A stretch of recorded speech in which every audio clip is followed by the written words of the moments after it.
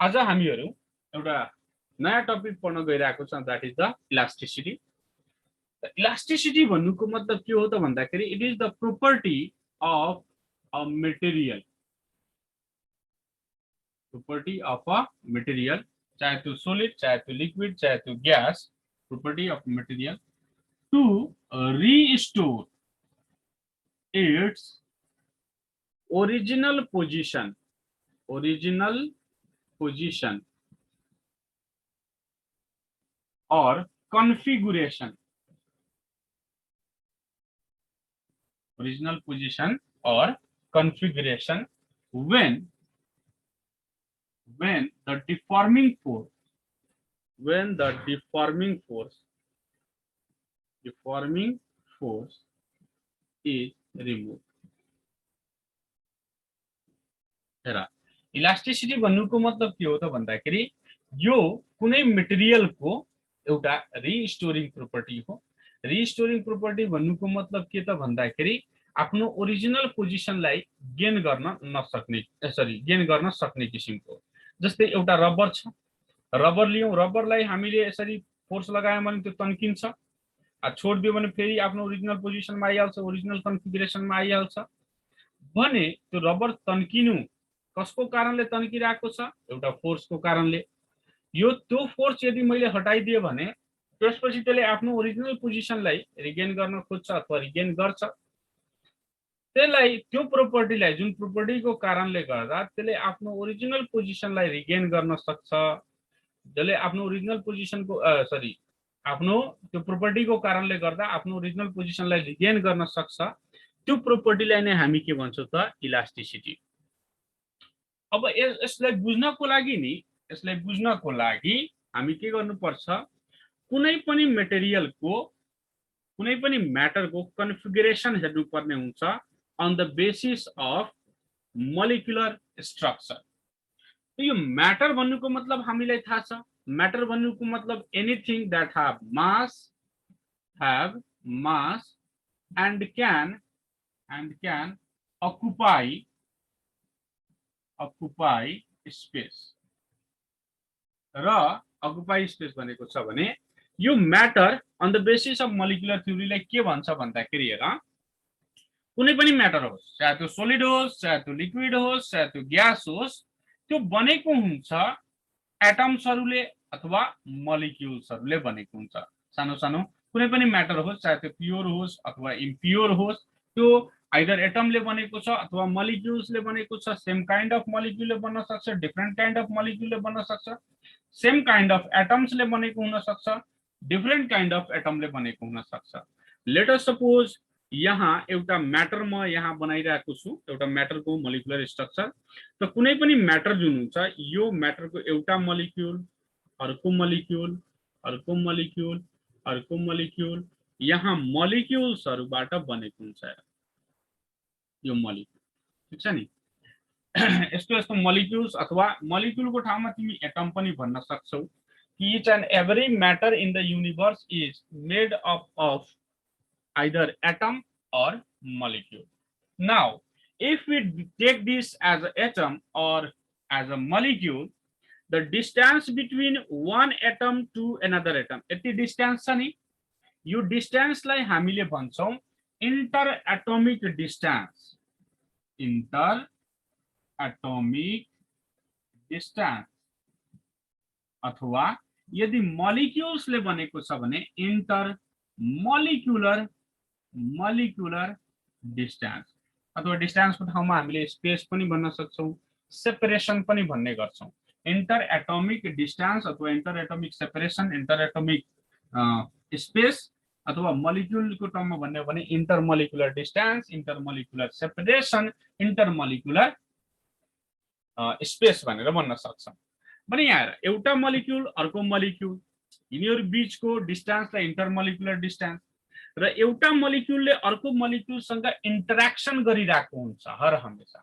Interaction भन्नुको मतलब कि त यिनीहरुको बीचमा एट्र्याक्टिभ फोर्स लागिरहेको हुन्छ कि त रिपल्सिभ फोर्स लागिरहेको हुन्छ, कुनै न कुनै तरिकाले यहाँ इन्टरेक्सन भइरहेको हुन्छ। त एउटा मोलिक्युल र अर्को मोलिक्युल बीचको फोर्सलाई हामी भन्छौं इन्टरेक्सन, इन्टरेक्सन अथवा यसलाई हामी भन्छौं इंटर एटॉमिक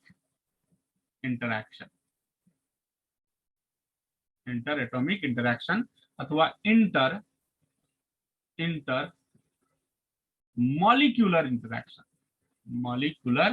इंटरेक्शन ठीक छ। इंटर एटॉमिक इंटरेक्शन अथवा इंटर मॉलिक्यूलर इंटरेक्शन। अब हेरौं कुनै पनि म्याटरको लागि एटम्सहरुको बीचमा हुने इंटर एटॉमिक स्पेस अथवा इंटर मॉलिक्यूलर स्पेस र inter atomic interaction inter molecular interaction यो दुईटा फ्याक्टरले डिफाइन गर्छ कि म्याटर कुन फेजमा छ। हामीलाई थाहा छ कि म्याटरको तीनवटा फेजेसहरु हुन्छन्। तीनवटा फेजेसहरु के हुन्छन् त भन्दाखेरि एउटा हुन्छ सलिड, अर्को हुन्छ लिक्विड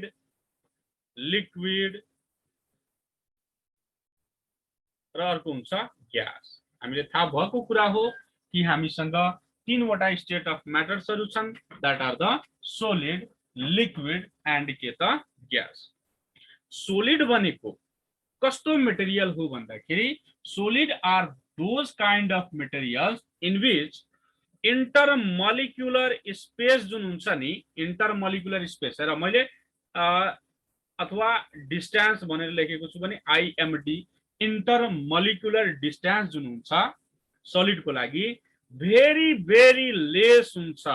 भन्नुको मतलब सोलिड मा मोलिक्युल्सहरु अथवा एटम्सहरु क्लोजली प्याक्ड हुन्छ, एकअर्कासँग बाउन्ड भएर पुरा अट्याच भएर भइरहेको हुन्छन्।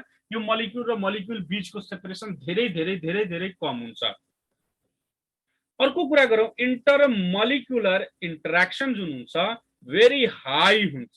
इंटरमोलिक्युलर इंटरेक्शन अब दुईवटा मोलिक्युल्स एकअर्काको धेरै नजिकमा छ, धेरै क्लोजमा छ भने यिनीहरु बीचमा हुने इंटरेक्शन के हुन्छ धेरै हाई हुन्छ। त्यो सोलिड को लागि यो कुरा भयो कि सोलिडमा इंटरमोलिक्युलर डिस्टेंस जुन हुन्छ कम हुन्छ र इंटरमोलिक्युलर इंटरेक्शन जुन हुन्छ त्यो धेरै हाई हुन्छ। लिक्विड को लागि यही कुरा गरौं, लिक्विड को लागि इंटरमोलिक्युलर डिस्टेंस जुन हुन्छ नि यो हाई हुन्छ। भन्नुको मतलब मोलिक्युल्स एकअर्का भन्दा टाढा हुन्छ, नजिक नजिक हुँदैन। सोलिडमा नजिक नजिक भएको कारणले गर्दा यिनीहरु हार्डर पनि हुन्छ। रिजिडिटी को एउटा यो पनि कुरा हुन्छ कि मोलिक्युलर डिस्टेंस जुन हुन्छ नि सोलिडमा, त्यो सोलिडमा क्लोजली एउटा मोलिक्युल एउटा मोलिक्युलसँग के छन् क्लोजली प्याक्ड छन्। अब यहाँ थिचस भने मोलिक्युलको सेपरेसनै छैन भने त्यही भएर त्यो हार्ड लाग्छ। लिक्विड हुन्छ सफ्ट किनभने मोलिक्युलर स्पेस के हुन्छ हाई हुन्छ। र इंटरमोलिक्युलर इंटरेक्शन जुन हुन्छ यो लो हुन्छ अथवा लेस हुन्छ। मोलिक्युल्सहरु बीचको सेपरेसन बढिहाल्यो भने इंटरमोलिक्युलर इंटरेक्शन जुन हुन्छ त्यो कम भइहाल्छ।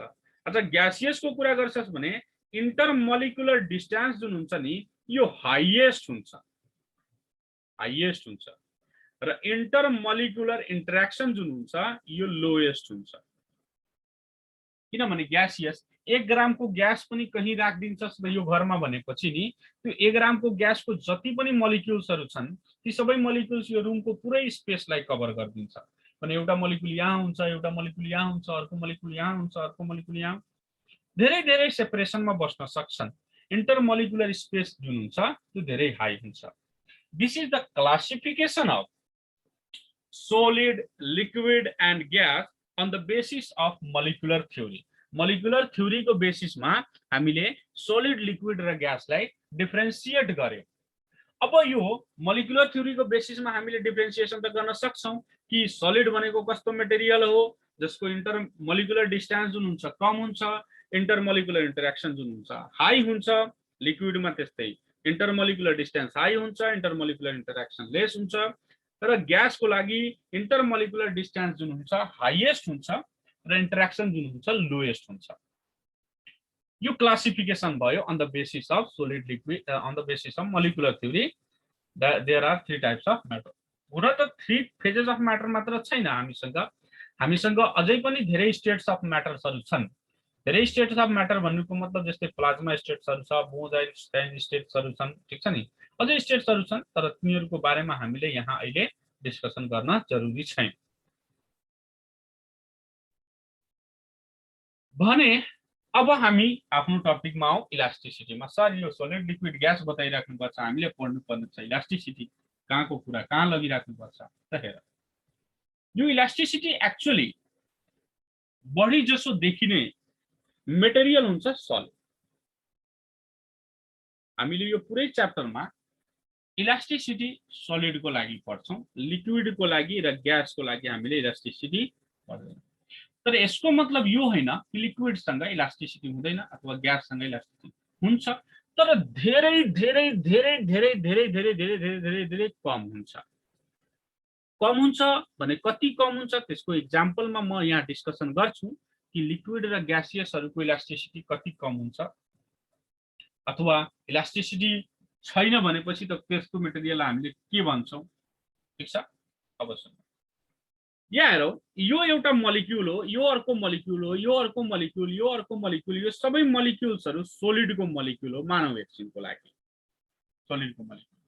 त मोलिकुलर थ्योरीले के भन्छ भन्दाखेरि यहाँ रहेका जति पनि मोलिक्युल्सहरु छन् they are bounded by each other with a spring like structure.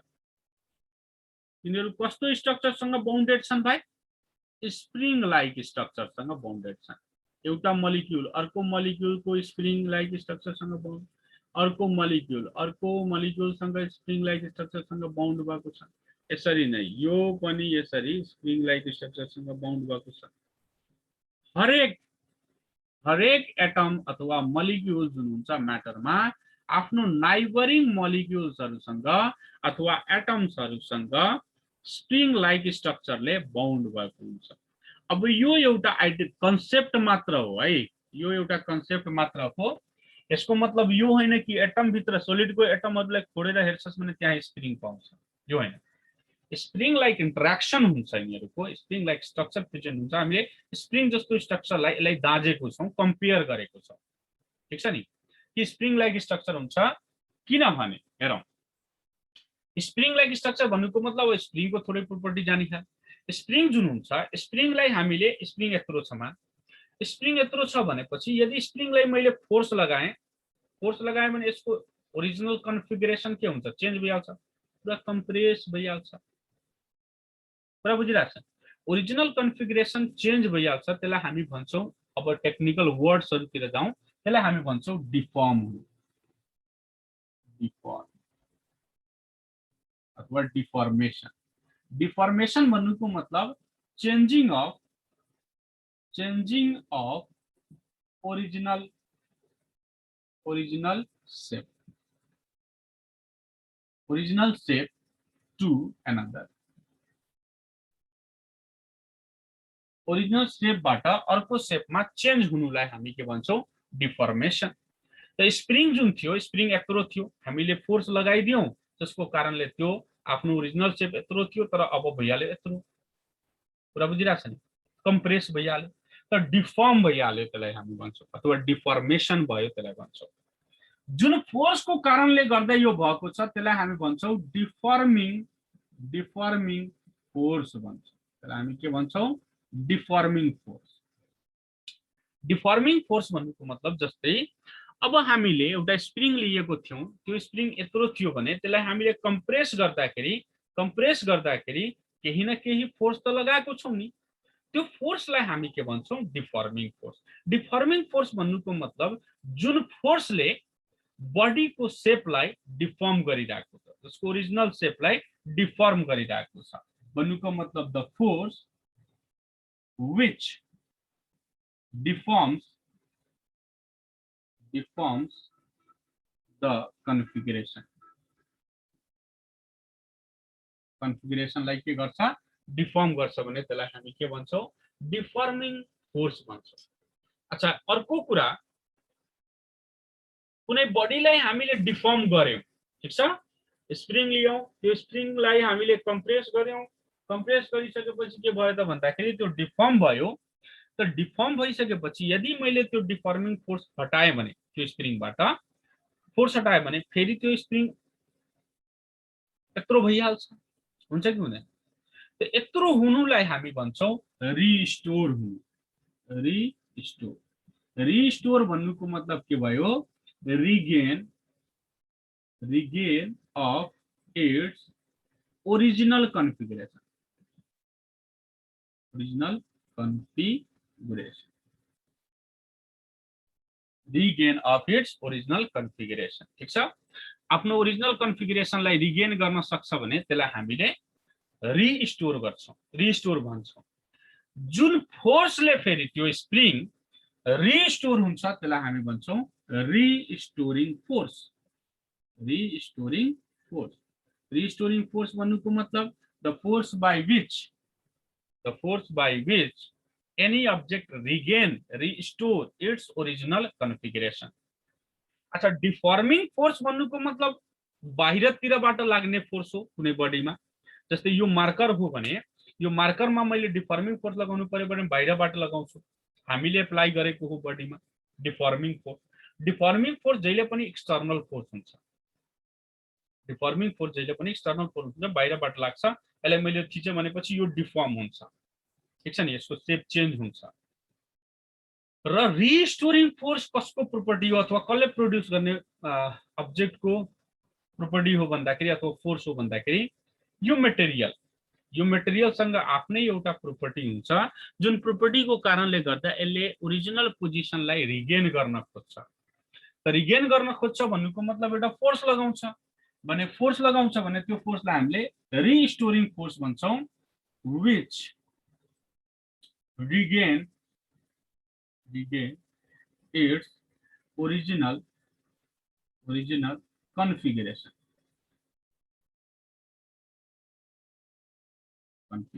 ठीक छ? त यो टेक्निकल टर्म्सहरु हो, बुझ्नुपर्ने हुन्छ। Deforming force, restoring force, deformation, restore, ठीक छ नि। त हेर, स्प्रिङको स्ट्रक्चर जसरी मैले लिए त्यसरी नै कुनै पनि अब्जेक्ट लिहाल, कुनै पनि सोलिड लिहाल, चाहे तिमी आइरन लिहाल, चाहे तिमी स्टील लिहाल, चाहे तिमी वुड लिहाल, चाहे तिमी रबर लिहाल, प्लास्टिक लिहाल, ग्लास लिहाल, कुनै पनि मटेरियल लिहाल सलिडमा। कुनै पनि मटेरियल सलिडमा छ भने त्यो सलिड मटेरियलको मलिक्युल्सहरु जुन हुन्छ, ती मलिक्युल्सहरु स्प्रिङ लाइक स्ट्रक्चरले बाउन्डेड भएका हुन्छन्। यही रिजन हो, this is the reason why any property shows elasticity. यही रिजन हो कि कुनै पनि बडीले, कुनै पनि म्याटरले इलास्टिक बिहेभियर देखाउँछ अथवा इलास्टिसिटी देखाउँछ, इलास्टिक प्रोपर्टी देखाउँछ। ठीक छ? अब हेर्नुस्, यदि मलिक्युल्सहरु एकअर्कासँग के छन् भन्दाखेरि स्प्रिङ लाइक स्ट्रक्चरले बाउन्ड भएर बसेको छन् भने अब यसलाई मैले यसरी कम्प्रेस गरे भनेपछि यो स्प्रिङहरु के हुन्छ, कम्प्रेस हुन्छ।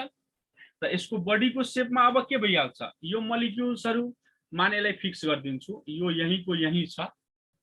अब यताबाट मैले कुनै एउटा फोर्स लगाए, बाहिरबाट जुन फोर्स लगाए त्यो फोर्सलाई हामी के भन्छौं रे, डिफर्मिङ फोर्स। के भन्छौं?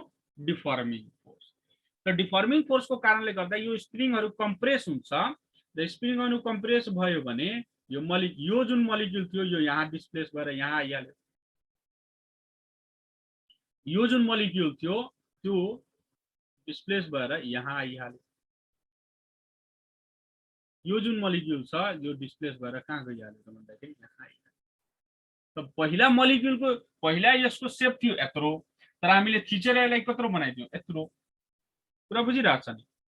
अब यदि त्यो डिफर्मिङ फोर्स यहाँबाट हटाइदियो भने फेरि यसले आफ्नो एउटा फोर्स लगाउँछ, रिस्टोर गर्न खोज्छ, रिस्टोरिङ फोर्स। त रिस्टोर गर्न खोज्छ भने फेरि आफ्नो ओरिजिनल पोजिसन गेन गर्न खोज्छ। ठीक छ? ओरिजिनल पोजिसन गेन गर्न सक्छ अथवा ओरिजिनल कन्फिगरेसन गेन गर्न सक्छ भने यसलाई नै हामी भन्छौं इलास्टिक अथवा इलास्टिसिटी अथवा इलास्टिक बिहेभियर भन्छौं। यो एउटा सोलिड मटेरियलको एउटा बिहेभियर हो, जुन बिहेभियरको कारणले गर्दा यसले आफ्नो ओरिजिनल पोजिसन रिगेन गर्न सक्छ, इलास्टिक बिहेभियर।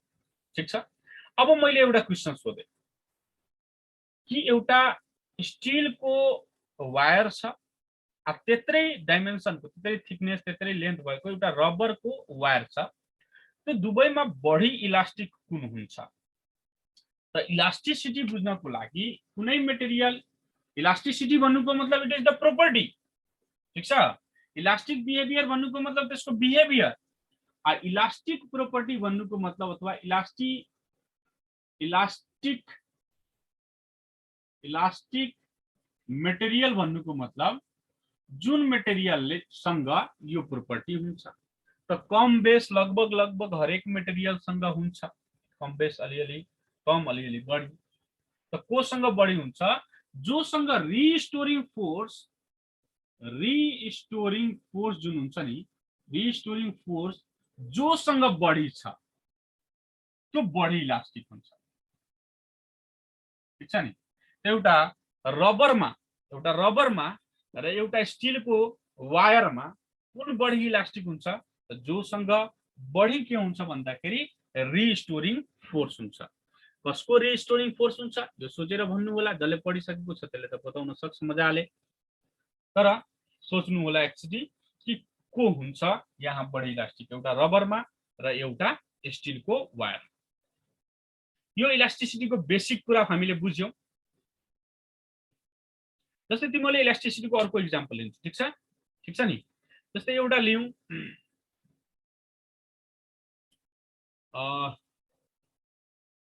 तिमीले रबरहरू हेरेको, इलास्टिक कोलिजन इनइलास्टिक कोलिजन त पढेको छौ होला सायद वर्क पावर एनर्जीमा। ठीक, अच्छा ठीक छ भने यो यसमा एउटा रबर, मैले एउटा इक्जाम्पलको लागि मैले भनेको छु रबरमा एन्ड एउटा स्टिल वायरमा कुन बढी इलास्टिक हुन्छ भनेर मैले क्वेशन सोधेको छु।